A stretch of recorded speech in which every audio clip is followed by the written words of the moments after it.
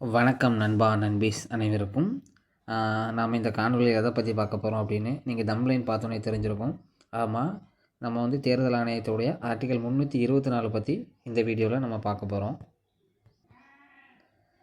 India முழுமைக்கும் தேர்தலை நடத்தக்கூடிய ஒரு அமைப்பு தான் தேர்தல் ஆணையம். அந்த இந்திய தேர்தல் ஆணையத்தை பற்றி நம்ம இந்த காணொலியில் பார்க்க போகிறோம்.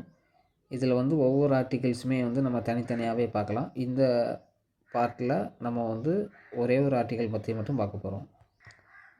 இந்தியாவுக்கு எழுதப்பட்ட ஒரு அரசியலமைப்பு சட்டம் இருக்குது.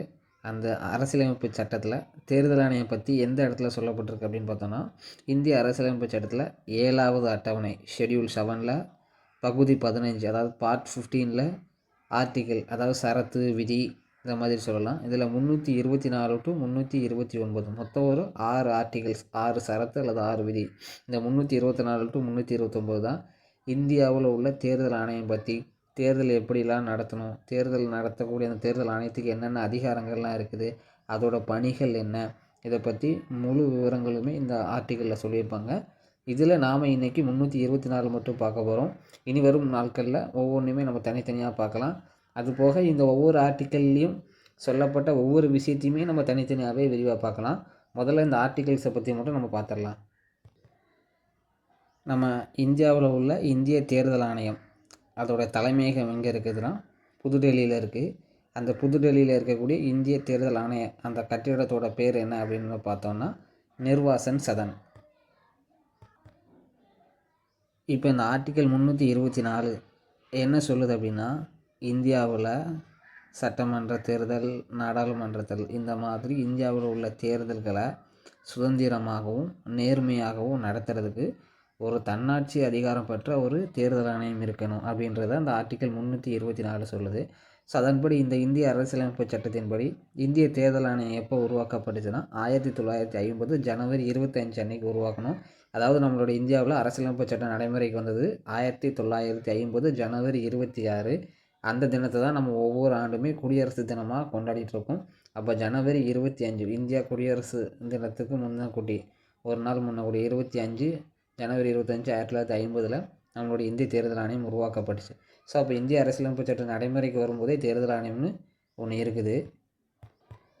அதனால தான் நம்ம வந்து ஒவ்வொரு வருஷமுமே, அதாவது 2011 வந்து இந்திய தேர்தல் ஆணையம் அமைக்கப்பட்டு 60 ஆண்டுகள் ஆனதோட நினைவாக நம்ம ஒவ்வொரு ஆண்டுமே ஜனவரி 25ஆம் தேதியை இந்தியாவில் வந்து தேசிய வாக்காளர் தினமாக நாம் வந்து கொண்டாடுறோம். ஸோ இந்திய தேர்தல் ஆணையம் வந்து ஒரு சுதந்திரமான தன்னாட்சி அதிகாரம் பெற்ற ஒரு அமைப்பு. எப்படி வந்து இந்தியாவில் வந்து நீதித்துறை வந்து சுதந்திரமான தன்னாட்சி அதிகாரம் பெற்ற ஒரு அமைப்பாக இருக்கும், அதே மாதிரி தான் இந்திய தேர்தல் ஆணையமும் இந்தியாவில் வந்து ஒரு சுதந்திரமான தன்னாட்சி அதிகாரம் பெற்ற ஒரு அமைப்பு. இந்திய தேர்தல் ஆணையம் எந்தெந்த தேர்தல்களெல்லாம் நடத்தும் அப்படின்னா, சட்டமன்ற தேர்தல், மக்களவை தேர்தல், மாநிலங்களவை தேர்தல். அதாவது மக்களவைனா லோக்சபா, மாநிலங்களவைனா ராஜ்யசபா. மக்களவைனா கீழவை, மாநிலங்களவைனா மேலவை. மொத்தம் 3 பேர் இருக்கா, எம்பின்னு சொல்லலாம். எம்பி, மக்களவை எம்பி அப்படின்னா மக்கள் ஓட்டு போட்டு தேர்ந்தெடுக்கக்கூடிய எம்பி. மாநிலங்களவை எம்பினா ஒரு மாநிலத்தில் இருக்கக்கூடிய எம்எல்ஏக்கள் எல்லாரும் ஓட்டு போட்டு தேர்ந்தெடுக்கக்கூடிய எம்பி. ஸோ மக்களவை எம்பி, மாநிலங்களவை எம்பி தேர்தல். அதுக்கப்புறம் ஒவ்வொரு மாநிலத்தில் இருக்கக்கூடிய சட்டமன்ற தேர்தல், அதாவது எம்எல்ஏவோட தேர்தல். அப்புறம் குடியரசுத் தலைவர் தேர்தல், குடியரசு துணைத் தலைவர் தேர்தல். இந்த 5 தேர்தல்களையுமே நடத்தக்கூடியது இந்திய தேர்தல் ஆணையம் தான். இந்திய தேர்தல் ஆணையத்தில் ஒரு தலைமை தேர்தல் ஆணையர், 2 தேர்தல் ஆணையர்கள், மொத்தம் 3 பேர் இருப்பாங்க.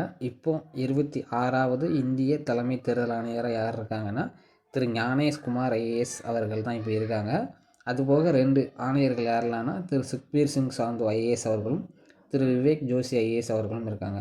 ஸோ இவங்க தான், இந்த 3 பேர் தான் இந்தியா முழுமைக்குமான எல்லா சட்டமன்ற தேர்தல், எல்லா மக்களவை, மாநிலங்களவை தேர்தல், அப்புறம் குடியரசுத் தலைவர் தேர்தல், துணை குடியரசுத் தலைவர் தேர்தல் நடத்துகிறாங்க. ஆனால் மாநில சட்டமன்றத்தில் நடத்தக்கூடிய எம்எல்ஏ தேர்தல்களை இந்திய தேர்தல் ஆணையம் சார்பாக ஒவ்வொரு மாநிலத்திலையுமே ஒரு சீஃப் எலக்டோரல் ஆஃபீஸர், அதாவது சிஇஓ அப்படின்னு ஒவ்வொரு மாநிலத்துக்குமே இந்திய தேர்தல் ஆணையம் ஒரு அதிகாரியை நியமிச்சிருக்கும். அவங்களுடைய கண்காணிப்பின் கீழே தான் ஒவ்வொரு மாநிலத்திலையுமே சட்டமன்ற தேர்தல் நடத்தப்படும். அதாவது இப்போ தமிழ்நாட்டில் கூட பார்த்திங்கன்னா திரு அர்ச்சனா பட்நாயக் ஐஏஎஸ் அப்படிங்கிற பெண்மணி இருக்காங்க. அவங்க தான் தமிழ்நாட்டோட முதல் சிஇஓ, சீஃப் எலக்டோரல் ஆஃபீஸர். அவங்க தான் வந்து இப்போ வந்து தமிழ்நாட்டில் இப்போ சட்டமன்ற தேர்தல் 2026 நடக்க போகுது. ஸோ அது இந்திய தேர்தல் ஆணையத்தை சார்பாக யாரோட கண்காணிப்பில் நடக்கும்னா அந்த சிஇஓ கண்காணிப்பு நடக்கும். இதே மாதிரி ஒவ்வொரு மாநிலத்திலையுமே ஒரு சிஇஓ இந்திய தேர்தல் ஆணையத்தினால் அமைக்கப்பட்டிருக்கும். அவங்க தான் வந்து அந்த மாநிலத்தில் நடக்கக்கூடிய சட்டமன்ற தேர்தலை மேற்பார்வை செய்வாங்க. ஆனால் நம்ம தேர்தல் ஆணையர்கள் அப்படின்னு பார்த்தோம்னா 3 பேர் தான். தலைமை தேர்தல் ஆணையர் ஒருத்தர், அதுபோக 2 பேர் இருப்பாங்க. ஸோ நம்ம வந்து ஒவ்வொரு தேர்தல் ஆணையர்கள் பற்றி, தேர்தல் ஆணையம் பற்றி, மாநில தேர்தல் ஆணையம் பற்றி, சட்டமன்ற தேர்தல் பற்றி, மக்களவைத் தேர்தல், மாநிலங்களவை தேர்தல், குடியரசுத் தலைவர் தேர்தல், துணை குடியரசுத் தலைவர் தேர்தல், இது எல்லாத்த பற்றியுமே நம்ம வந்து தனித்தனியாகவே விளக்கமாக பார்க்கலாம். இப்போ 324 பற்றி மட்டுமே நம்ம சொல்லியிருக்கோம். இப்போ மீண்டும் ஒரு முறை வந்து ஒரு ரீகேப் பண்ணிடலாமா? இந்திய தேர்தல் ஆணையத்தை பற்றி சொல்லக்கூடியது இந்திய அரசியலமைப்பு சட்டத்தில் எந்த இடத்துல சொல்லியிருக்காங்கன்னா 7வது அட்டவணையில் பகுதி 15ல் ஆர்டிகல் 324 to 329 சொல்லியிருக்காங்க. அதில் 324 என்ன சொல்லியிருக்காங்கன்னா, இந்தியாவில் சுதந்திரமாகவும் நியாயமாகவும் நேர்மையாகவும் தேர்தல் நடத்துறதுக்கு ஒரு சுதந்திரமான தன்னாட்சி அதிகாரம் பெற்ற ஒரு தேர்தல் ஆணையம் இருக்கணும் அப்படின்னு சொல்லியிருக்குது. இந்திய தேர்தல் ஆணையத்தோட தலைமையகம் எங்கே இருக்குன்னா இந்தியாவோட புதுடெல்லியில் இருக்குது. அந்த தேர்தல் ஆணைய கட்டிடத்துடைய பெயர் நிர்வாசன் சதன். இந்தியாவுக்கு மொத்தம் எத்தனை தேர்தல் ஆணையர்கள் இருப்பாங்கன்னா, ஒரு தலைமை தேர்தல் ஆணையர், 2 தேர்தல் ஆணையர்கள். மொத்தம் இந்திய தேர்தல் ஆணையத்தில் 3 பேர் இருப்பாங்க. தலைமை தேர்தல் ஆணையர் யாருன்னா திரு ஞானேஷ்குமார் ஐஏஎஸ் அவர்கள். அவர் தான் 26வது தலைமை தேர்தல் ஆணையர். அவருக்கு அப்புறம் 2 தேர்தல் ஆணையர்கள் இருப்பாங்க. ஒருத்தர் பேர் திரு சுக்பீர் சிங் சாந்து ஐஏஎஸ் அவர்கள், இன்னொருத்தர் பேர் திரு விவேக் ஜோஷி அவர்கள். தமிழ்நாட்டோட சிஇஓ சீஃப் எலக்டோரல் ஆஃபீஸர் யார் அப்படின்னா திருமதி அர்ச்சனா பட்நாயக் ஐஏஎஸ் அவர்கள். இந்திய தேர்தல் ஆணையம் எந்த ஆண்டு தொடங்கப்பட்டது அப்படின்னா 1950 ஜனவரி 25 அன்னைக்கு தொடங்கப்பட்டுச்சு.